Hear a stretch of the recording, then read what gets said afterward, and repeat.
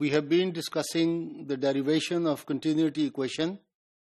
Now we derived the general equation of continuity equation. Now we shall consider a few special cases and how the equation is modified under those circumstances or under those assumptions. Some of them are, for example, when we derived the general equation, we assumed that the motion is time dependent and the fluid flow, the fluid is compressible. But in special circumstances, it can be incompressible fluid, it can be a steady motion, and so it could be a circular motion.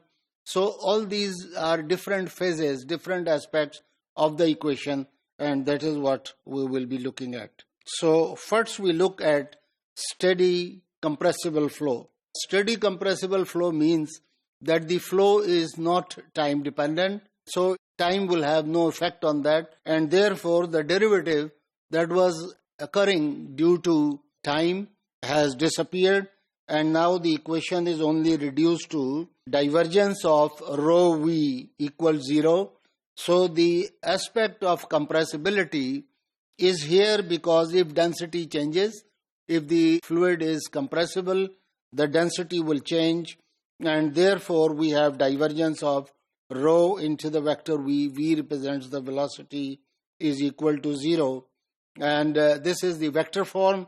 If we write it in Cartesian coordinates or the rectangular coordinates, then this will be transformed to delta by delta x of rho of u, delta by delta y of rho of v, delta by delta z of rho of w, where u, v, w are velocity components in x, y, z direction of the respective coordinates that we normally consider.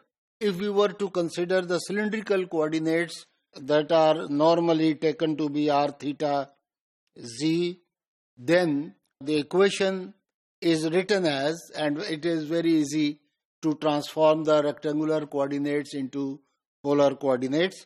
So from that calculus information, we write down this equation, and it can be written as 1 over r into d by dr of r rho ur plus 1 by r d by d theta of rho of u theta and d by dz of rho of uz. Remember, rho is there everywhere because of the compressibility possibility, and this is the equation that we will consider if we have to consider the cylindrical polar coordinates. The same equation then, and remember, we are considering steady motion, therefore no time derivative is occurring. In another circumstances, when the flow is not only steady, but it is also incompressible. If it is uncompressible, it means that the variation that can occur in the density of the fluid, for example, if the fluid is air or gases or anything of that type, then there will be no change in the density, and therefore the rho with respect to time will be 0 anyway because it's a steady, and at the same time the divergence, the effect of the divergence vector on rho will be 0, and therefore this equation, divergence of rho v, is then written as simply this.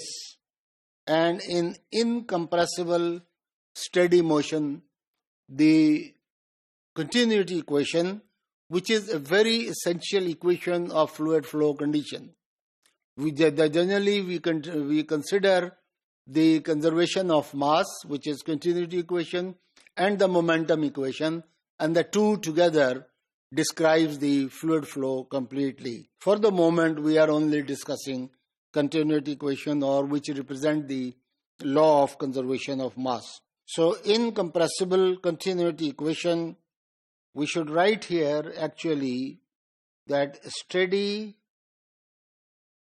incompressible continuity equation in Cartesian coordinates in the component form can be written as this, where x, y, z are our rectangular coordinates and u, v, w are the components of velocity vector v in respective x, y, z directions.